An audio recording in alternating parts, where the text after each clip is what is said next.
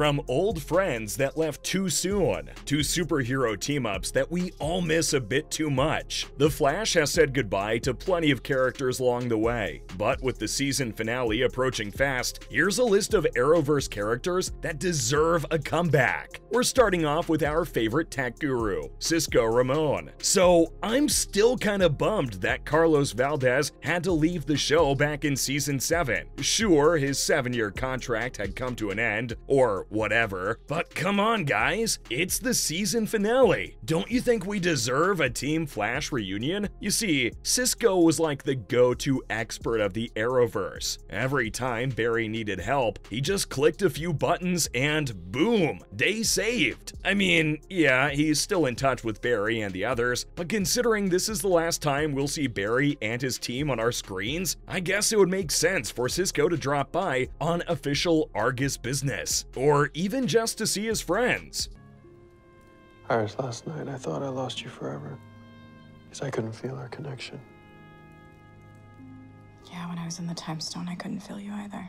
Though, I guess the whole Argus plot makes more sense, especially because Bloodwork's now confirmed to appear on the show. And if you recall, Bloodwork was in Argus custody the last time he was seen. So if Cisco returns to Central City to help Star Labs, and Team Flash to capture him, plot-wise, that would make the most sense, right? Besides, having him back could also tie in with the current story the Flash is telling about Danielle Panabaker's new character, Kyo. As we all know, Cisco and Caitlin had an incredibly wholesome friendship on the show, so if he does drop by, that would sort of give more emotional depth to Caitlin's apparent death, considering how close he was to her. Speaking of old friendships, Supergirl really needs to come back. Now, as someone who's lived and breathed the Arrowverse and the Flash, having Supergirl on the show's always been fun. Melissa and Grant have amazing chemistry, and even their characters have insane banter in between. The two first crossed paths back in season 2 of Supergirl. Like, does anyone remember the time the fastest man alive and the Woman of Steel went head-to-head and raced across the Earth? Yeah, good times. And if you think about it, she was actually one of Barry's first superhero team-ups too. Since these two have fought side by side and developed a close bond through many Arrowverse crossovers, like Crisis on Earth X and Crisis on Infinite Earths, it makes sense for Barry to have her on his team in the season finale. Sure, Melissa hung up her cape 2 years ago when Supergirl ended, but that doesn't mean Kara Danvers won't show up for her friend if he needs her help. At the end of Supergirl, Melissa's character unveiled her identity as the Woman of Steel, as she returned to the position as head of Catco. So I guess returning to Central City might just be fun for her, considering she no longer has to carry the burden of her secret identity. Although, she's not the only one who deserves to be in attendance for the finale. Dr. Julian Albert does too. Now, there's plenty of reasons why this guy made his way onto this list. First, he never had a proper exit. Like, Tom Felton was just too good to leave just like that, you know? Second, he was pretty much the best lab partner and ally Team Flash had. So having him on the show never felt out of place. Besides, Julian never returned after the season 3 finale. He was written out of the show in the season 4 premiere, explaining that he's just left Central City and moved back to London. But it wasn't really that convincing. I mean, this guy had taken quite a hit when Team Flash went up against Savitar, and was basically at the forefront of the show in season 3. He even helped Caitlin Snow suppress her powers, and tried to find a way to potentially cure her of her killer frost side. So having his help in season 9 might just redeem the showrunners for writing him out like that. Of course, it's not just the old characters that fans would love to see in the show's final season. Some of the new allies have been pretty great too.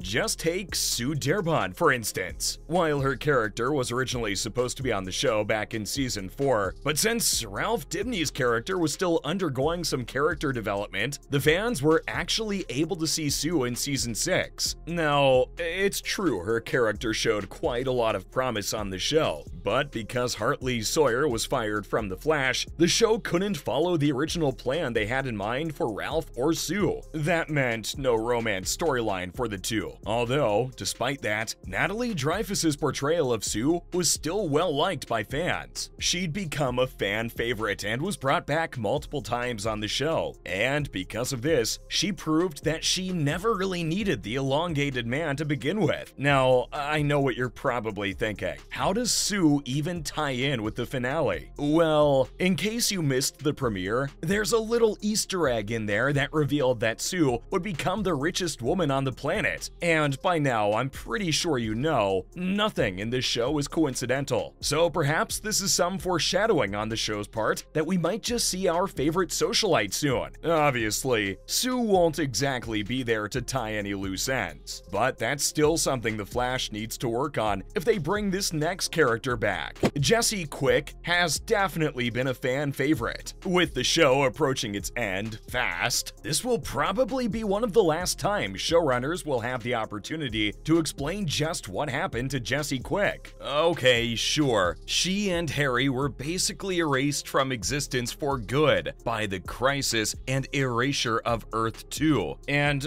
we know Nash's story has sort of closed all the doors on all of Wells' doppelgangers too, but there's still no clarity over Jesse's end. Is she actually dead? Or is there a chance she might have a doppelganger out there and might have some sort of rebirth because of the multiverse? Cause if that's the case, then she'd actually be a different Jessie. The show could also introduce a post-crisis version of her too, one who doesn't really carry the same baggage as the OG version of her. This could work without Wells too, if he has a daughter out there who isn't known, or if she's born before the character was murdered by Reverse Flash. Either way, it would still be interesting to see Jesse return, cause with Wally back too, I'm sure he'd need a friend to lean on as well. Now, aside from these characters, there's plenty of others who could use a cameo in the finale. Like, take Black Lightning, for example. He and Barry really hit it off during the Armageddon crossover, so if he needs help with shutting down the Shadow Board, then maybe having him over for a cameo or two could spice things up a bit. Similarly, let's say if Sue actually comes back, wouldn't it make sense to have Ralph over too? Like, sure, don't bring Hartley back. Simply recast and let Ralph and Sue have the ending that they deserve. Although, considering we're already getting Diggle, Green Arrow, and Wally West back, I'm not sure if The Flash is gonna welcome more cameos. Well, there you have it. That's all for the characters that deserve an Arrowverse comeback.